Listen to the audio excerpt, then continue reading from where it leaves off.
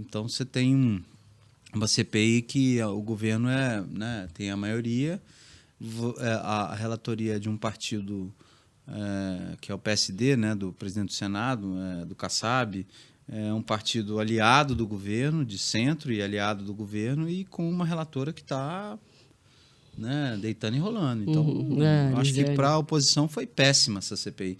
Tanto é que ela está fazendo da CPI do MST o bastião dela, né, a trincheira dela para tentar atingir o governo. Né? Amanhã o ministro da Casa Civil, Rui Costa, vai sentar lá. Só que o objeto da CPI do MST é o MST, então o Rio de Janeiro é mais quente, né? Está meio perdida, né? A CPI do MST está meio sem rumo, tem né? coisas importantes para investigar, mas a do 8 de janeiro é que é mais quente, né? Politicamente, é que vai ter mais atenção da mídia.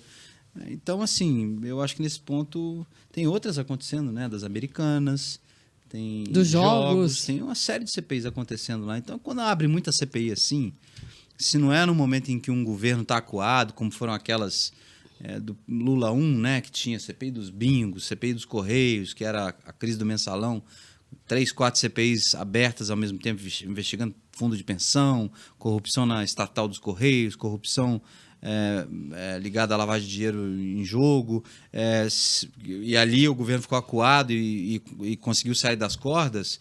Se não é um momento assim, hoje em dia a CPI no Congresso acaba que, né, fica esse rame-rame, né? Mas é uma coisa que a gente sempre tem que... O Mitra que sempre fala assim, né? Às vezes a CPI é igual o jogo 0x0. Ela não vai dar em nada, vai dar 0x0.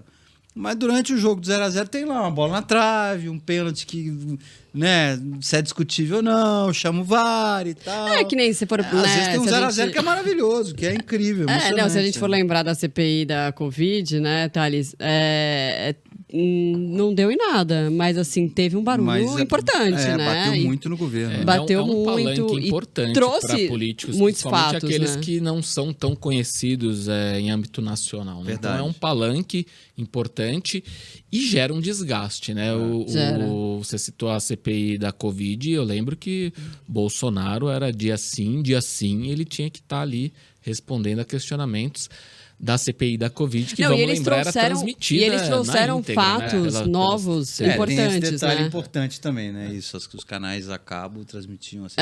Igual uma série, né? E a audiência era boa. Não, as pessoas gostam, né? Assim, virou uma série mesmo, assim. Lá, né? Tinham personagens que tinham uma relevância, né? Que tem ainda uma relevância, né? O Renan, Era um ano pré-eleitoral, né? Então, e um caso muito... a pandemia foi um evento histórico muito grande, né? Uma coisa que acho que talvez as nossas gerações a gente não tinha visto nada parecido, né? Então acho que aí também a CPI acabou ficando maior, né? Mas produziu pouco resultado, né? Acho que até, né, trouxe uns fatos novos, mas é que não foi para frente, porque acho que também a PGR meio que sentou, né, em cima, assim, de várias... Algumas coisas tem que sim. ter a vontade política também de levar isso para frente, né? Acho que ali no acordo que é feito entre eles mesmos, já ficou definido que, vamos deixar desse jeito, o Bolsonaro já está inelegível, não vamos mais mexer nisso, né? Já rolaram Pode ser que tenham posts, acordos, né? que a gente não sabe nesse sentido. Você fala no caso da CPI do Rio de Janeiro, né? Não, da Covid, né? Mas da Covid o presidente Bolsonaro estava em pleno exercício de mandato, né? Exato. Ali foi para desgastá-lo, né? E a gestão da pandemia já estava claro que era um problema, né? Que tinha um problema muito sério. Mas acreditava-se que aquela quantidade de fatos levantados na CPI da Covid, a posteriori, depois que o Bolsonaro deixasse o cargo, poderiam virar alguma coisa. Não viraram, sim. né? É verdade. É o que a gente está falando. Denúncias, Acabou, exato. Inquéritos abertos, isso é verdade. Porque tinha muitos elementos e muitas denúncias importantes lá. Eu acho que essa coisa de CPI é isso, né? Tem aquela famosa frase de quem é de Brasília, a gente nunca sabe, né? A gente sabe quando começa, nunca sabe como acaba. Hoje isso mudou um pouco, né? Tem muito esse mecanismo do cara conseguir uma garantia para não precisar falar, né? Poder ficar em silêncio, né? Para não produzir prova contra si mesmo. Então tem uma série de questões assim... envolvendo depoimentos em CPI que eu acho que que deixaram ela, né? A República Nova conheceu a CPI que derrubou um presidente da República, que foi a do Collor, né? Então a CPI sempre foi sinônimo, pelo menos eu cresci com isso, né? Sinônimo de uma coisa muito séria, muito... E ao longo do tempo ela foi sendo um instrumento do parlamento que é importante, que é necessário, mas foi sendo um uso muito abusado. E foi enfraquecendo, né? Perdendo a credibilidade, né? Eu acho que é isso. E que é ruim, né? E assim, porque vira meio que também, hoje em dia, mais um palanque para os caras aparecerem do que um resultado efetivo. Acho que faz parte da atividade parlamentar, como disse. Claro, é um bom palanque, é um bom espaço de disputa política, né? Mas ela precisa produzir um resultado para a sociedade, né? Então, se ela, estou investigando tal fato, tal coisa, e não tem foco, não vai para lado nenhum, aquilo não vai resultar numa investigação criminal da justiça comum, para que, né? Às vezes não tem muito sentido, né? Exato. Agora, trazendo aqui para São Paulo, para o estado de São Paulo, acho que vale a gente citar... Na Alesp, na Assembleia Legislativa do Estado de São Paulo, tem lá andando? São 5 CPIs. Neste momento, tem outras que estão na fila. Tem, por exemplo, uma CPI... Qual é a mais rumorosa, assim? A mais rumorosa e que vem sendo destaque na imprensa é a da transição de gênero, do deputado estadual Gil Diniz, do PL. É a que mais vem sendo aí alvo da grande imprensa, de... interesse, cobertura, porque é um assunto polêmico, né?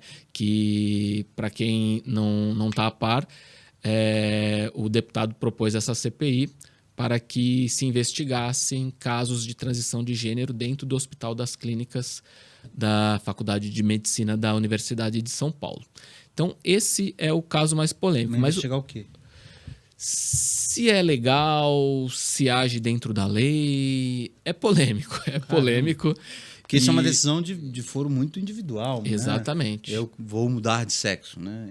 Isso é uma decisão. Aí a pessoa vai, comunica a família, não sei, né? E vai para um hospital e faz uma cirurgia. Mas aí é para saber se o hospital fez e não podia... Como que é? Se valeu de procedimentos dentro da lei...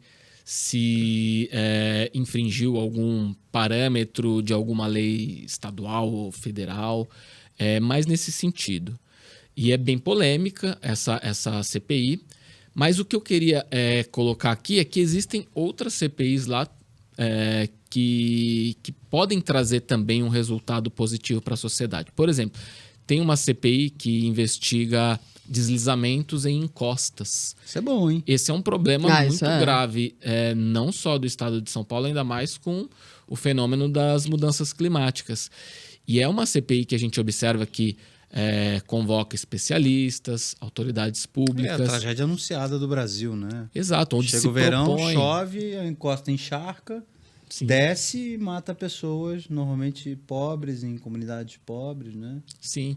E desse trabalho que é feito, você consegue, ao final, relatórios que acabam incentivando políticas públicas de enfrentamento a essa problemática. Então, eu só quero trazer aqui que eu acredito que a CPI, ainda mais estando agora numa casa política, ela pode trazer efeitos benéficos.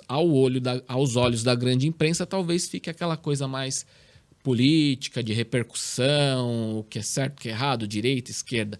Mas as CPIs são importantes instrumentos públicos, né, que podem trazer ferramentas importantes de participação, inclusive, da população. A população pode participar dessas reuniões. Sim, eu concordo plenamente. É que eu acho que é isso, né? Eu acho que deu uma banalizada no processo de abertura de tantas CPIs e CPIs que muitas vezes são usadas mais só para palanque mesmo do que para ter um resultado efetivo.